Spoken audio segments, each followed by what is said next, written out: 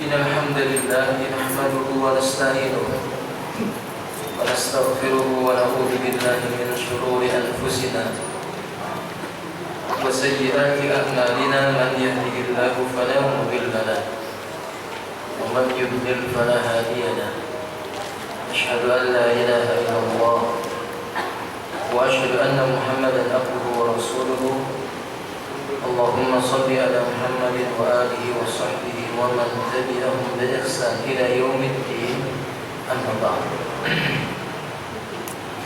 فصل في الإسراء والمعراج. Asal tentang perjalanan hidup Nabi berupa Isra dan Mi'raj. Al-Isra yang disebut dengan Isra, perjalanan Nabi dari Makkah menuju ke Baitul Muqaddas atau dibaca dengan Baitul Maqdis. Sedangkan Mi'raj diangkatnya Nabi SAW dari Baitul Maqdis menuju ke Sidrati Al-Muntaha. Dalam bab ini ikhtalafa fi ta'yini zamanihi al-aqwali syatta. Ada banyak pendapat para ulama kapan terjadinya peristiwa Isra dan Mi'raj ini. Tapi ittifaq para ulama bahwa Isra dan Mi'raj ini hak. Dan Ahlus Sunnah meyakini Isra dan Mi'raj yang Allah Subhanahu wa taala berikan kepada Nabi ini hak. Sebagaimana Allah sebutkan dalam Al-Quran maupun dalam Nabi menyebutkan dalam sunnah-sunnah yang sahih.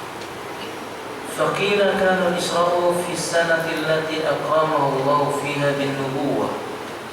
Wa hada qad ikhtarahu At-Tabari rahimahullah. Di antara pendapat Imam At-Tabari mengatakan Isra itu terjadi di tahun ketika Nabi diangkat menjadi Nabi. Ketika Nabi kita dimuliakan oleh Allah dengan diangkatnya menjadi Nabi. Nanti pada tahun pertama maksudnya. Waqila kana ba'dal mab'asi bi khamsi sinin. Rajaha dzalika an-Nawawi wal Qurtubi. Sedangkan Imam An-Nawawi dan Imam Al-Qurtubi keduanya menguatkan pendapat yang mengatakan 5 tahun setelah kenabian. Baru kemudian Nabi diisrakan dan dimi'rajkan. Wa qila kana lailatus sabi wal 20 min syahr Rajab sanata 10 min an-nubuwah wa ikhtarahu al-Allamah al-Mansur Furi. Sedangkan Al-Syekh Al-Allamah Al-Mansur Furi dia berpendapat itu terjadi malam ke-27 di bulan Rajab tahun ke-10 kenabian. Wa qila qabla al-hijrati bi 16 syahran ay fi Ramadan sanata 12 min an-nubuwah. Ada yang mengatakan di Isra dan di Mi'rajnya Nabi itu yakni qabla al-hijrati bisa di asra syahr 16 bulan sebelum berangkat hijrah. Jadi 16 bulan sebelum hijrah atau bisa kita katakan berarti 1 tahun 4 bulan ini sebelum berangkatnya hijrah, tepatnya pada bulan Ramadan tahun ke-13 dari kenabian. Tahun ke-13 dari kenabian. Wa qila qabla al-hijrati bi sanatin wa syahrain. Ada yang mengatakan yaitu 1 tahun 2 bulan sebelum hijrah. 1 tahun 2 bulan berarti berapa? 14 bulan ya. Pada bulan Muharram tahun ke-13 dari kenabian. Bukan tahun ke-12 tapi tahun ke-13 yang ini. Wa qila qabla al-hijrati bi sanatin. Ada yang mengatakan 1 tahun sebelum hijrah. Tepatnya Rabiul Awal tahun ke-13 setelah kenabian. Qala Syekh penulis kitab Ar-Rahiqul Mahkum Syekh Mubarakfuri menyebutkan waradatil aqwal salasatil awal waradatil aqwal salasatil awal bi anna Khadijah radhiyallahu anha tufiyat fi Ramadan sanata 10 min an-nubuwah. Kata beliau, pendapat yang mengatakan tiga pendapat pertama yang tadi kita sebutkan menurutku ini tertolak. Kenapa begitu? Karena ibunda Khadijah radhiyallahu taala anha beliau wafat pada bulan Ramadan tahun ke-10 nubuwah. Sementara tadi disebutkan tiga pendapat yang pertama itu tahun pertama kenabian, kemudian 5 tahun setelah kenabian, kemudian tahun yang ke-10. Sementara ikhwati azanillah yakum Khadijah wafat pada tahun yang ke-10 pada bulan apa? Ramadan. Sementara tadi pendapat yang ketiga bulan Rajab. Berarti kan Khadijah masih hidup. Maka ini nggak mungkin. Sehingga tiga pendapat yang awal itu tidak kuat. Tiga pendapat yang awal tidak kuat kata beliau. Lalu dia mengatakan wafat qabla an tufradu salawatil khams. Dan sepakat wafatnya Khadijah itu sebelum ada kewajiban sholat 5 waktu. Ini semakin memperkuat pendapat yang awam tidak kuat. Wala khilafa anna fardhu salawatil khamsi kanat lailatul Isra, dan tidak ada khilaf para ulama. Sholat 5 waktu itu pertama kali diwajibkan pada malam di mana Nabi diisrakan dan dimi'rajkan. Amma al-aqwal as-salasa al-baqiyah falam ajidna arjahu bi wahidan minha ghaira anna siyaqa salatil Isra wa anna al-Isra mutaakhirun jiddan. Tiga pendapat yang terakhir aku tidak mengetahui mana yang paling rajih kata beliau. Dikarenakan dalam surah Al-Isra itu menunjukkan ikhwati azaniyah wa yakum bahwa memang Nabi diisrakan itu di akhir-akhir keadaan beliau ada di kota apa? Makkah. Jadi beliau menyebutkan nggak tahu ini mana yang kuat, apakah yang pada bulan Ramadan tahun ke-12 atau Muharram tahun ke-13 atau Rabiul Awal pada tahun yang ke-13. Wallahu a'lam bishawab. Kemudian ikhwati azaniyah wa iyyakum, ada beberapa catatan yang disebutkan oleh Imam Ibnu Qayyim berdasarkan riwayat yang sahih tentang masalah Isra dan Mi'rajnya Nabi sallallahu alaihi wasallam. Ikhwati azaniyah wa iyyakum, qala Ibnu Qayyim usriya bi Rasulillah sallallahu alaihi wasallam bi jasadi as-sahih. Pertama, pendapat yang paling kuat, pendapat yang menerangkan diisrakannya Nabi dan dimi'rajkannya Nabi itu jasad dan ruhnya. Karena ada pendapat yang mengatakan cuma apa? Ruhnya saja. Dari pendapat yang kuat dengan dalil-dalil yang banyak menjelaskan jasad Nabi bersama dengan ruhnya. Kalau ada orang mengatakan ini mustahil berjalan dalam satu malam dari Masjidil Haram, dari Makkah menuju ke Masjidil Aqsa atau Baitul Muqaddas atau Baitul Maqdis, ditambah lagi naik ke langit. Hitungan akal manusia tidak mungkin. Tapi kita katakan wallahu ala kulli syai'in qadir. Allah itu atas segala sesuatu Dia Maha berkuasa ya Allah. Kalau Allah menghendaki sesuatu, idza arada Allah bi syai'in, kalau Allah menghendaki sesuatu, Allah akan mengucapkan kun fayakun. Niscaya sesuatu itu akan terjadi. Dan ini bukan hal yang sulit.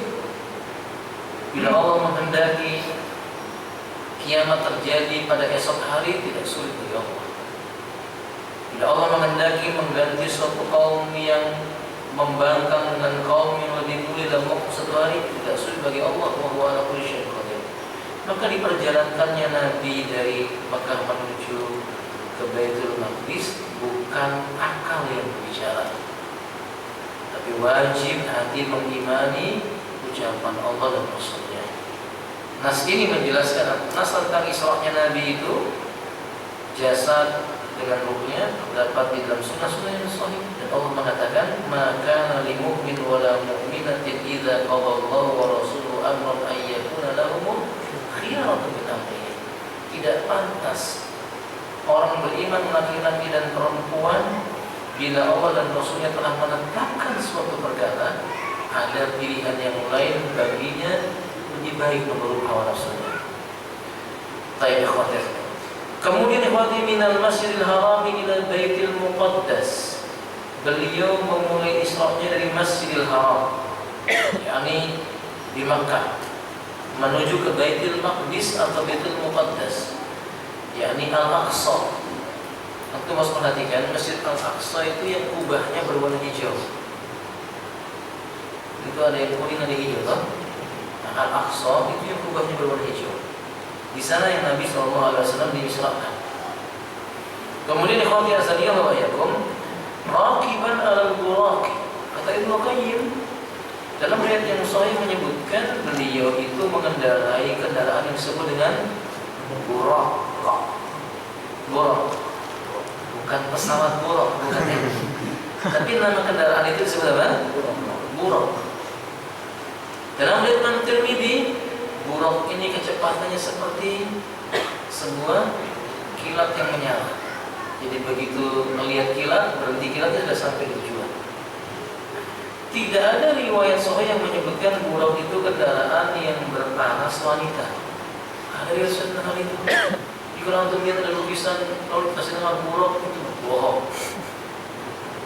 Saya sudah ikhwati. Nah, kadang.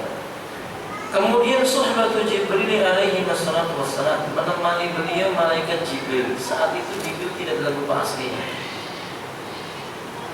Dalam riwayat Imam Ahmad, beliau menyerupai lelaki yang berpakaian berwarna putih. Fanazala hunaka wa shalla bil anbiya'i imaman. Beliau turun di Baitul Maqdis mengimami para nabi di sana. yakni ruhnya para nabi.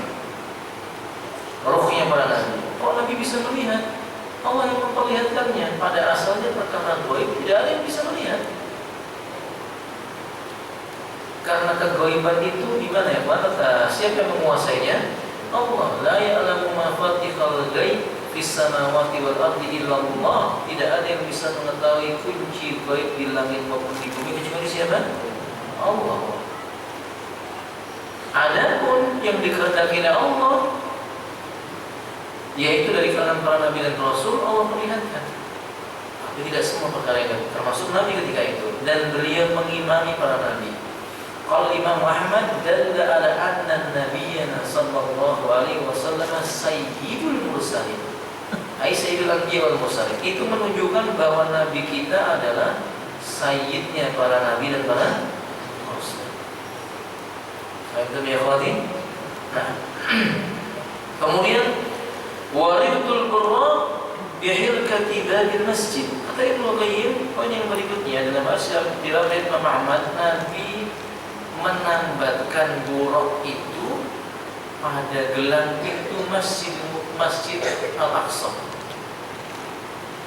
Nabi menambatkan buraq itu pada gelang pintu Baitul Maqdis. Jadi Baitul Maqdis itu pintunya besar, ada cincinnya yang digunakan untuk apa? Membuka, menutup atau mengetuk. Diikatkan di situ. Kalau ditanya apa faedahnya disebutkan ini, Ustaz? Faedahnya ikhwafillah rahimahullah untuk menunjukkan tanda kekuasaan Allah. Allah datangkan makhluk yang bernama buraq. Lalu Allah Subhanahu wa taala kuasakan buraq itu untuk siapa? Nabi. Ini faedah. Kenapa kita kalau naik kendaraan membaca apa?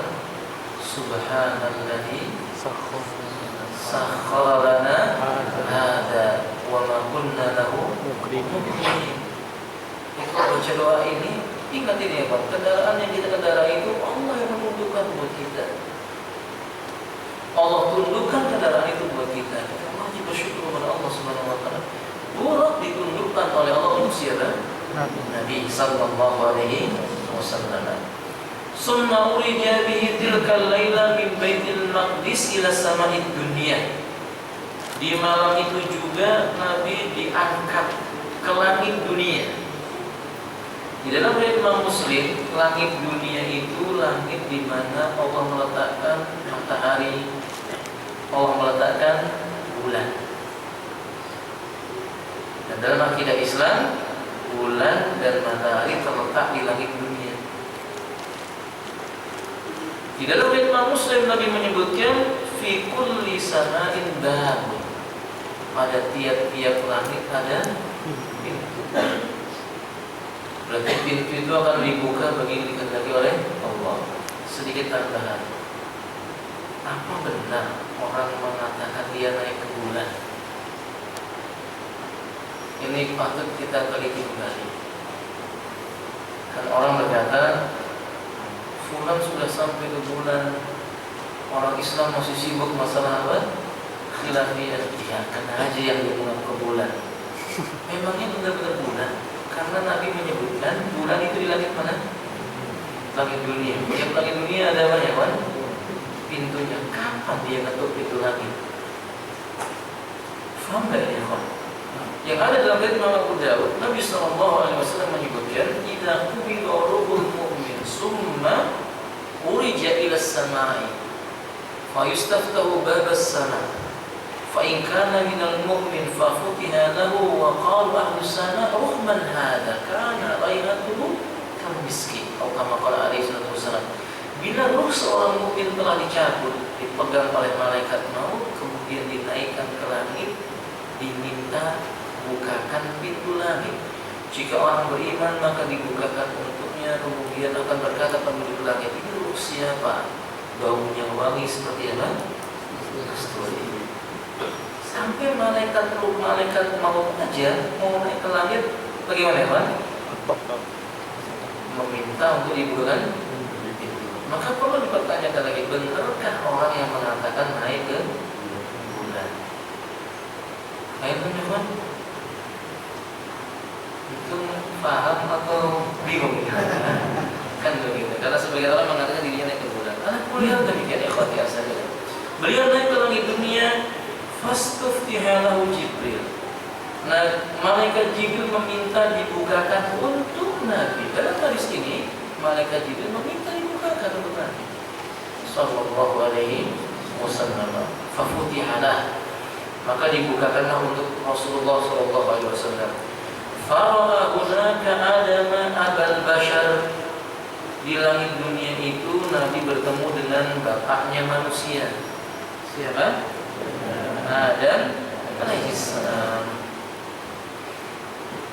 Kemudian fasalama alaihi, beliau mengucapkan salam. Farahiba bi wa radda alaihissalam. Maka Adam membalas salamnya, menerima kedatangannya, wa aqarra bi nubuwwati, mengakui kenabiannya, yakni Nabi sallallahu alaihi wasallam. Wa arahu Allah arwah syuhada.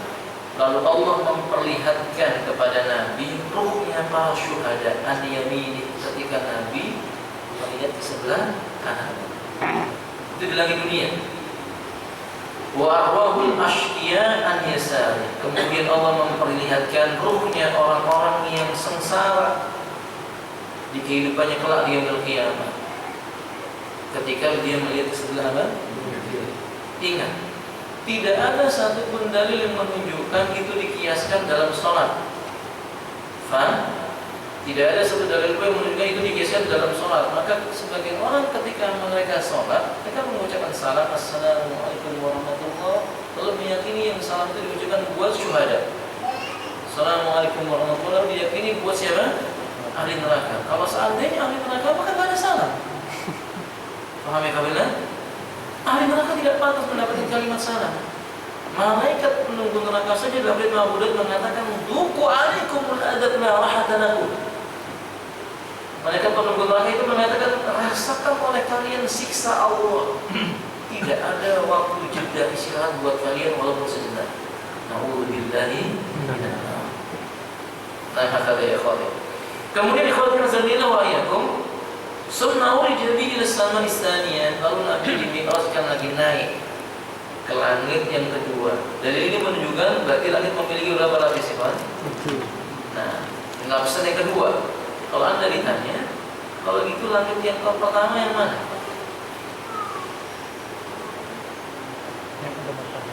Ayo toh ya Pak, langit yang pertama yang mana? Soal kedua, bumi berapa lapis? Bumi itu loh berapa lapis? Yang disimak Ahmad, bumi itu 7 lapis.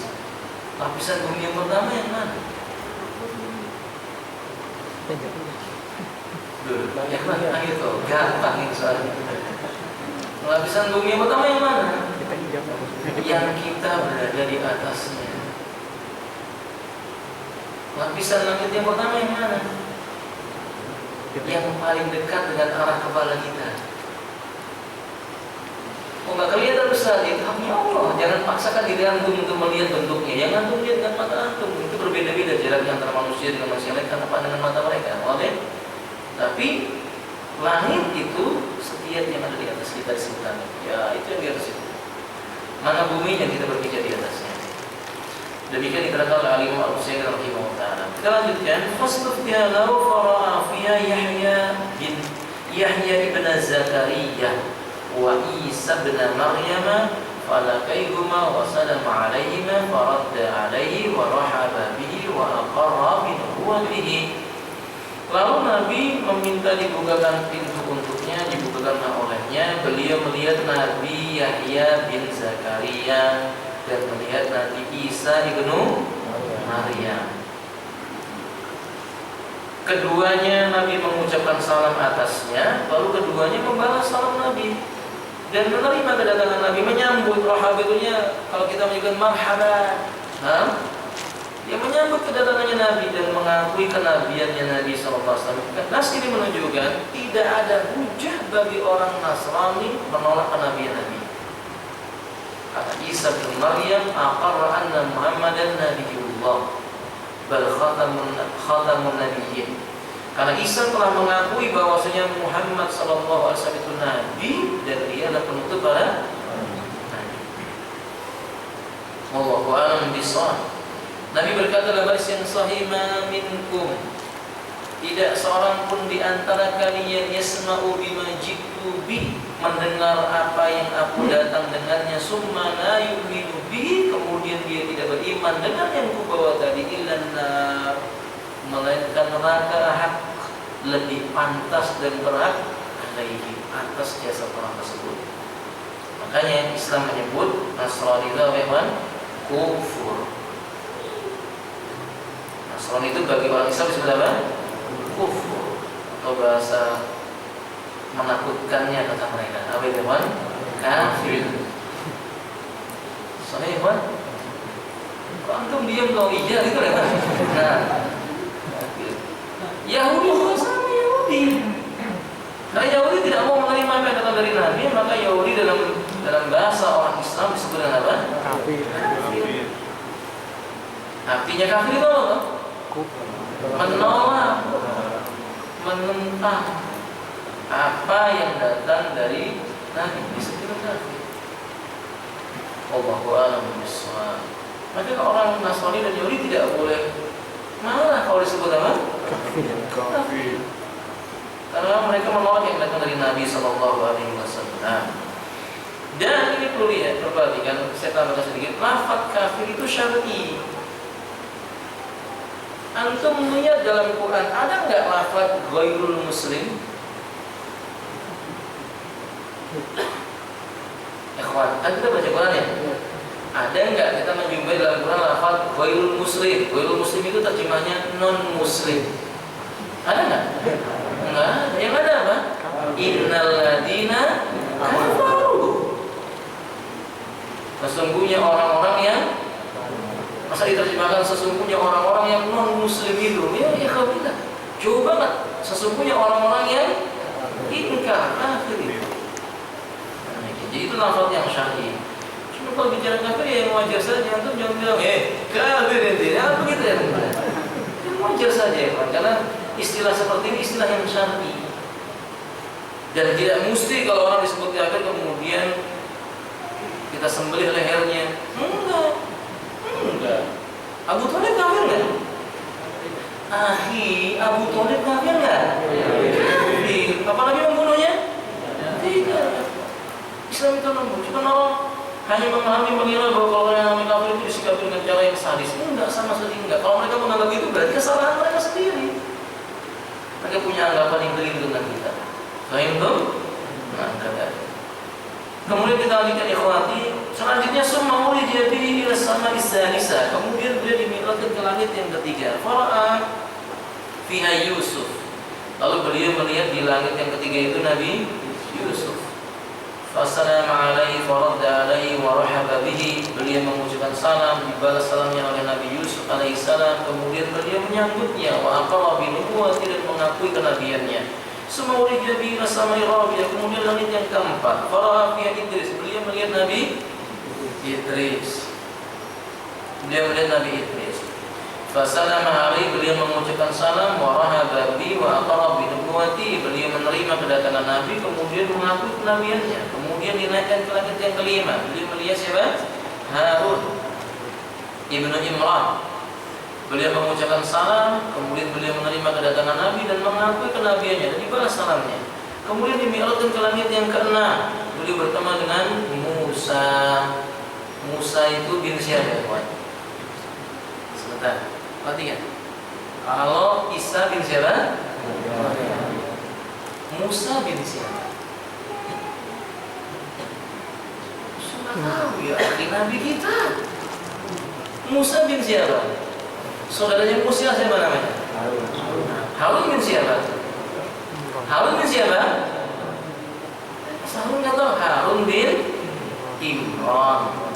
Musa bin ya sama Imran, saudaranya. Musa bin Imran. Maka beliau bertemu dengan Musa bin Imran di langit yang keberapa ya, Pak? Yang keenam. Beliau mengucapkan salam, kemudian beliau menjawab salamnya Nabi, menyambut Nabi dan mengakui kenabiannya sama. Sampai falamma jawazahu baka Musa. Ketika Nabi sudah bertemu dengan Musa ingin berlalu, Nabi Musa menangis. Nabi Musa menangis. Faqila lahu, maka dikatakanlah kepada Musa, ma yabkika, gerangan apa yang membuat engkau menangis? Qal abki li anna gulaman bu'isa min ba'di bi dukhulil jannati min ummati aksaru mimma yudkhiluha min ummati. Kata beliau, aku menangis karena anak ini, itu Nabi disebut gulam sama Musa.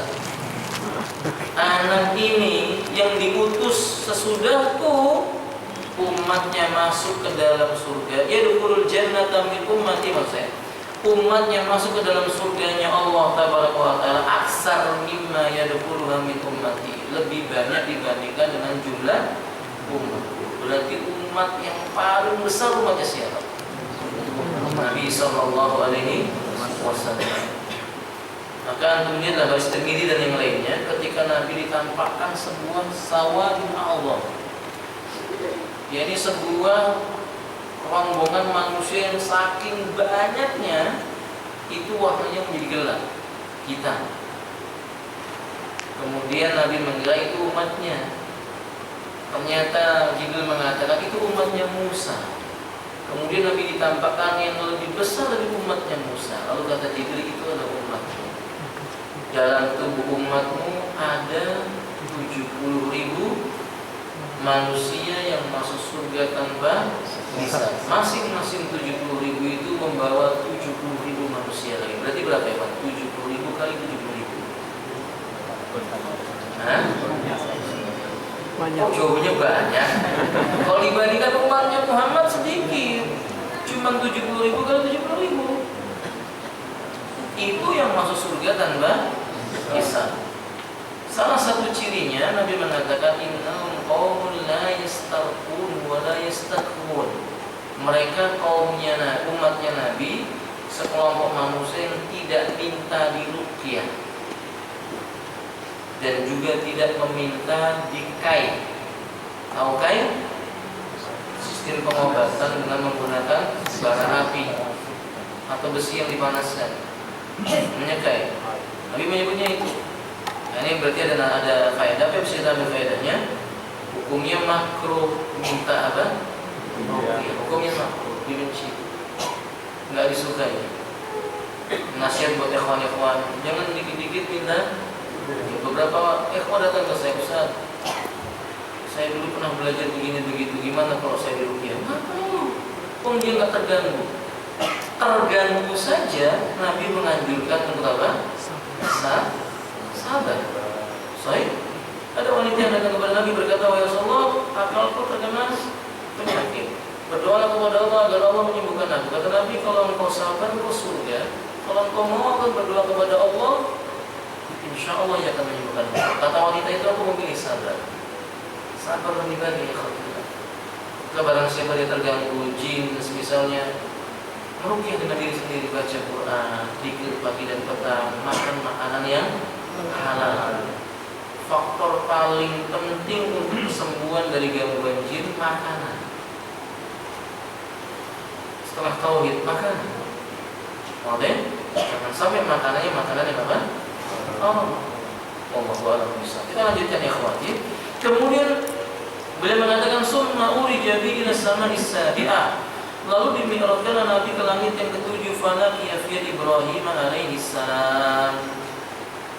Bertemulah beliau dengan Ibrahim alaihi salam, wassalamu alaihi wa rahmatullahi bi wa aqarra bi nubuwwati. Beliau menjawab salamnya Nabi. Beliau mengumumkan kenabiannya Nabi, mengakui kenabiannya Nabi Muhammad SAW. Pertanyaan saya, kenapa Ibrahim langitnya yang paling atas?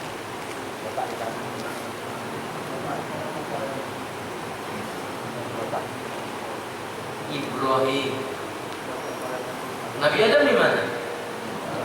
Apa kita akan menganggap Nabi Adam lebih rendah kedudukannya dibandingkan Nabi Ibrahim? Pada Allah menyebutkan dalam surah Al-Baqarah di ayat-ayat yang terakhir, bagaimana? La nufarriqu baina ahadin min rusuli. Kami tidak membeda-bedakan antara Rasulnya Allah yang satu dengan yang lainnya. Semuanya Rasulnya Allah. Dan kenapa Nabi Ibrahim bilang yang paling tinggi? Li'annahu khalilullah. Karena Nabi Ibrahim adalah khalilnya Allah. Berapa khalilnya Allah? Khalilnya Allah ada berapa ya kawan? Dua. Siapa? Nabi Muhammad sallallahu alaihi wasallam. Dan yang kedua adalah siapa? Ibrahim alaihissalam. Atau yang pertama Ibrahim, yang kedua Nabi Muhammad sallallahu alaihi wasallam. Kemudian ikhwatiya sebenarnya wa yakum summa rufi'a ila sidratil muntaha. Setelah di langit ketujuh, beliau diangkat naik ke Sidratil Muntaha, tempat yang tertinggi. Disebut Sidratil Muntaha itu tempat paling akhir, paling tertinggi. Summa rufi'a lahul Baitul Ma'mur, ditampakkan kepada beliau tempat yang disebut dengan Baitul Ma'mur. Baitul Ma'mur tempat di mana para malaikat turun ke dalamnya, atau di mana di tempat di mana para malaikat sholat di dalamnya. Jadi Baitul Ma'mur tempat yang mulia. Nah, ikhwati azanillah wa iyyakum, khilaf para ulama pada saat Nabi di Sidratil Muntaha ditambahkan kepada beliau Baitul Ma'mur, apakah Nabi melihat dengan mata kepalanya Rabbuna Allah azza wa jalla atau tidak? Ini khilaf. Dalam akidah, dalam istilah akidah kita ini disebut dengan khilaf pada perkara usul, pada perkara pokok yang sifatnya furu'. Nah, ini. Jadi ada beberapa perkara akidah dalam cabangnya berselisih pendapat. Pokoknya mana? Pokoknya adalah Nabi dimi'rajkan, Nabi berjumpa dengan Allah. Cabangnya mana? Apakah Nabi melihat atau tidak? Ini cabangnya. Nah, ulama berbeda pendapat. Apakah Nabi melihat Allah dengan mata kepalanya, ataukah melihat dengan mata batinnya, atau Nabi tidak melihat sama sekali? Dan perselisihan ini bukan hanya perselisihan dari kalangan khalaf, ulama datang belakangan, tidak. Para ulamanya sahabat berbeda pendapat. Siapa mereka? Aisyah radhiyallahu taala anha dengan siapa? Abdullah ibn Abbas. Nah, Abdullah ibn Abbas radhiyallahu taala secara zahir ucapannya, Abdullah ibn Abbas mengungkapkan Nabi melihat. Tapi Abdullah ibn Abbas tidak mengatakan melihat dengan mata. Abdullah ibn Abbas cuma menyebutkan anna Nabiyyana sallallahu alaihi wasallam ra'a rabbah hainama urija ila sidratil muntaha. Ketika Nabi dimi'rajkan ke sidratil muntaha, kata Ibnu Abbas, dia melihat Rabbnya. Tapi tidak menyebutkan melihat dengan apa? Oleh mana? Nah, Aisyah radhiyallahu mengatakan kadzdzab liman za'ama anna Muhammadan ra'a rabbah hainama urija ila sidratil muntaha. Atau kama qala radhiyallahu ta'ala. Kata Aisyah, bohong kalau ada orang yang mengatakan Nabi Muhammad SAW melihat Rabbnya dengan mata kepalanya ketika di-mi'rajkan ke Sidratul Muntaha. Maka Ibnu Qayyim menyebutkan, para ulama menggabungkan, menjama, dan penulis kitab ini Al-Mubarakfuri, beliau menyebutkan dua riwayat ini digabungkan tidak bertentangan. Riwayat yang menyebutkan bahwasanya Nabi melihat itu tidak melihat dengan mata kepalanya, karena memang Allah tidak terlihat kecuali nanti di yaumil qiyamah. Sebagaimana hadis Imam Bukhari, Nabi menyebutkan satarawna rabbakum yaumal qiyamah kama tarawna al-qamara lailatal badri atau kama qala alaihi salatu wasalam. Kelak kalian akan melihat Rabb kalian di yaumil qiyamah. Kelak kalian akan melihat Rabb kalian di yaumil qiyamah seperti kalian melihat bulan pada malam purnama. Seperti kalian melihat bulan pada malam purnama. Apakah bentuk Allah seperti bulan? Tidak. Enggak mungkin, karena Allah mengatakan laisa kamitslihi syai'un. Allah mengatakan Allah tidak akan serupa dengan sesuatu apapun. Berarti maknanya apa ini? Maknanya adalah cara melihatnya, bukan zat yang dilihat. Di hadis itu menjelaskan cara manusia nanti ketika dia melihat Allah Ta'ala seperti mereka melihat bulan. Bagaimana itu sifatnya melihat bulan? Sebanyak apapun jumlah manusia, berdesak-desakan maupun tidak, di tanah lapang lalu ada bulan purnama, ada nggak yang nggak bisa melihat? Ada nggak yang nggak bisa melihat? Kecuali orang yang matanya buta. Oke? Maka semuanya bisa melihat. Maka nas itu menjelaskan bahwa Allah Subhanahu wa Ta'ala terlihatnya nanti di yaumil qiyamah. Sehingga pendapat yang kuat, Rasul tidak melihat Allah dengan mata kepala. Dengan mata kepalanya maksudnya. Dengan mata kepala Rasulullah SAW tidak. Tapi Rasulullah SAW melihat dengan apa? Hatinya. Ini pendapat yang dikuat oleh penulis buku Ar-Rahiqul Maktum. Wallahu a'lam bishawab. Nah, ikhwati azanillah, summa urija bihi ila al-jabbari jalla jalala fadana minhu hatta kana qaba qausaini aw adna. Kemudian Nabi SAW itu diangkat sampai mendekat kepada Al-Jabbar Jalla Jalal Allah Ta'ala. Mendekat dan terus mendekat. Mendekat dan terus mendekat. Fa'auha ila abdihi ma'auha wa furidu alaihi khamsina wa faradu alaihi khamsina salat. Allah turunkan perintah baginya, wahyu yang tidak melalui malaikat Jibril. Wahyu yang tidak melalui malaikat Jibril. Maka kata para ulama, satu-satunya syariat Allah Ta'ala yang diturunkan kepadanya tidak melalui perantaraan adalah syariat sholat. Cukup itu untuk membuktikan keutamaan apa ya kawan? Sholat itu Allah Ta'ala alam bisawab. Pada saat itu diwajibkan bagi beliau khamsin. Khamsin bukan khamsin. Khamsin berarti berapa ya kawan? 50 waktu, ya Allah ya Pak, 50 waktu. Seandainya itu tidak dimansub, antum mungkin nggak ada hari ini ya. Karena berat.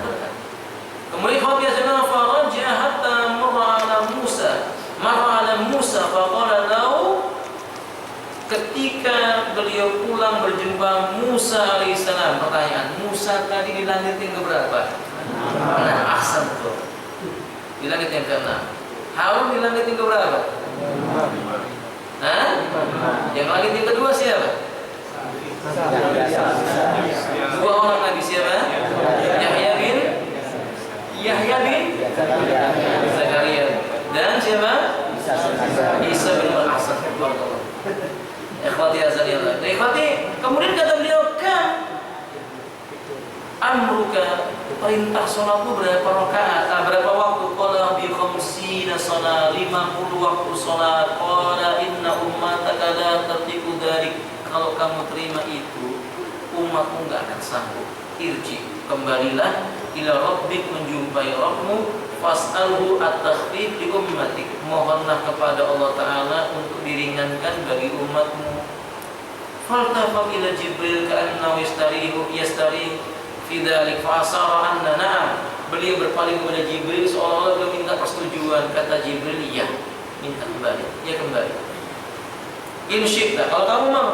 Kemudian fa'alan bi Jibril sampai terus berulang-ulang, faraddada dzalik, berulang sebagaimana kisah yang sering kita dengar. Tapi sayangnya ya kawan, sebagian umat kita menganggap kisah ini mesti dilakukan peringatannya pada tiap-tiap tahun di bulan tertentu. Padahal tadi kita sudah sebutkan bahwa Isra Mi'raj ulama masih berbeda pendapat. Sahih?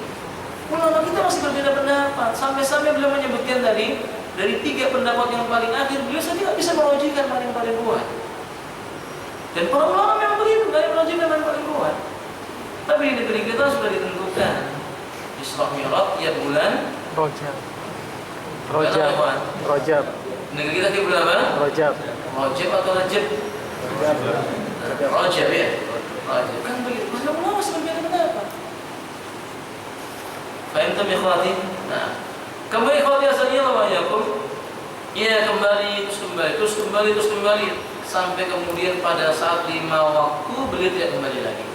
Beliau merasa malu kepada Rabbul Alamin. Pertanyaannya, loh, apakah Allah Subhanahu wa taala tidak tahu bahwasannya umatnya Nabi itu enggak sanggup menerima 50 waktu? Kata para ulama, ada hikmah. Apa hikmahnya? Allah itu Maha Pemurah. Allah Maha Pemberi. Maka apa saja yang diminta hambanya kepada Allah, Allah akan beri jika terpenuhi syaratnya. Makanya Nabi meminta diberi oleh Allah, Nabi meminta diberi oleh Allah, Nabi meminta diberi oleh Allah. Ini hikmah yang perlu kita ketahui. Bukan sekedar wah berarti Allah nggak tahu. Bukan, Allah tahu. Dan Allah tidak ditanya apa yang dia lakukan. Fa'alul lima yurid. Allah Maha berbuat apa yang dia kehendaki. Allah tahu. Tapi ini untuk menunjukkan kepada umat, bagaimanapun keadaan kita, kondisi kita, minta kepada Allah, Allah akan kasih. Allah sebutkan dalam Al-Quran, Ud'uni astajib. Berdoalah kalian kepadaku, niscaya akan aku perkenankan. Nah, ya Pak. Dan ini ada hikmah yang lainnya. Apa hikmah yang lainnya?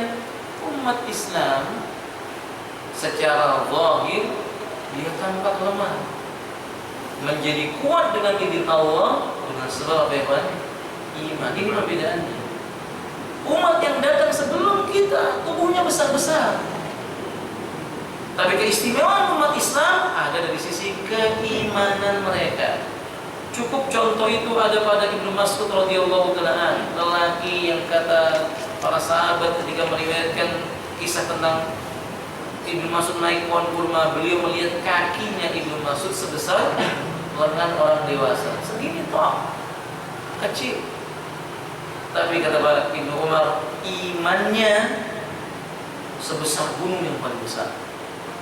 Dengan izin Allah Subhanahu wa taala, Allah jadikan musuh-musuhnya dekat. Jadi ikhwati azanillah wa iyyakum, boleh jadi tubuh seseorang itu kecil, dan memang tubuhnya orang Islam begitu. Dalam riwayat Imam Ahmad, semakin mendekati hari kiamat, tubuhnya kaum muslim, tubuh umatnya Nabi makin lama makin apa? Mengecil. Bahkan dalam Imam Abu Daud bisa dari kasratul dunubi min abai, karena bapak-bapak mereka banyak berbuat dosa. Jadi boleh. Tapi antum jangan sampai nanti ada orang kecil karena bapak banyak dosa ya. Ya.